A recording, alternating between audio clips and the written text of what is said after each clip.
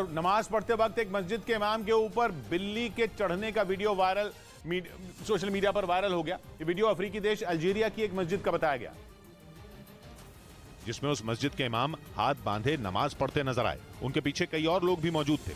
तभी एक बिल्ली उछलकर उनकी बांह पर चढ़ गई। इसके बाद उन्होंने उस बिल्ली को पुचकारा और पकड़ लिया, लेकिन वो मौका पाते ही उनके कंधे पर चढ़ गई। कंधे पर बैठी बिल्ली ने पहले माइक को देखा और फिर पीछे खड़े लोगों को भी घूरा। इसके बाद उसने जमीन की तरफ छलांग लगाई और वहां से भाग गई। हालांकि इस दौरान मस्जिद के इमाम ने नमाज को रुकने नहीं दिया, जिसके बाद ये वीडियो सोशल मीडिया पर वायरल हो गया। उधर रूस के सहयोगी बेलारूस के राष्ट्रपति लुकाशेंको ने मॉस्को का दौरा किया, जहां उनकी पुतिन से औपचारिक मुलाकात हुई और दोनों नेताओं ने यूक्रेन युद्ध के हालात पर चर्चा की।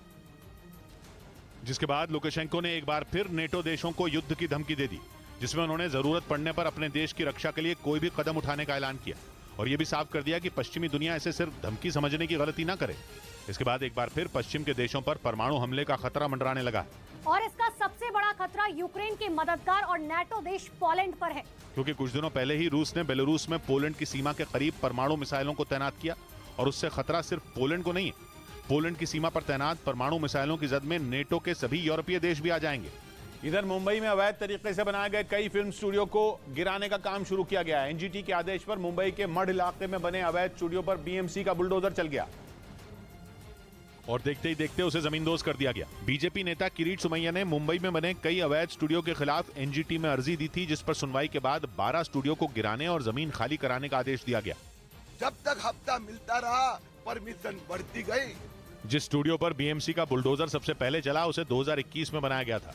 बताया गया कि इस स्टूडियो में राम सेतु और आदि पुरुष जैसी कई बड़ी फिल्मों की शूटिंग हुई थी।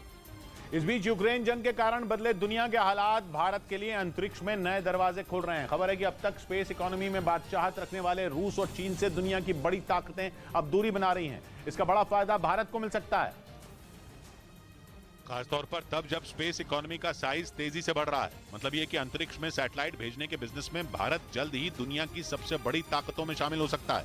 2020 में स्पेस इकोनॉमी 44,700 करोड़ डॉलर यानी भारतीय रुपयों में करीब 36 लाख करोड़ रुपए थी, लेकिन 2025 तक ये बढ़कर 60,000 करोड़ डॉलर यानी करीब 48 लाख करोड़ रुपए की हो सकती है। ऐसे में सबसे अहम बात यह है कि भारत इस दिशा में तेजी से आगे बढ़ रहा है, जबकि चीन और रूस की अपनी अपनी परेशानियां हैं जो इन दोनों देशों को इस रेस में पछाड़ सकती हैं। एक तरफ चीन पर दुनिया के कई बड़े देश जासूसी का आरोप लगा रहे हैं, जिसकी वजह से उस पर से लोगों का भरोसा उठ रहा है।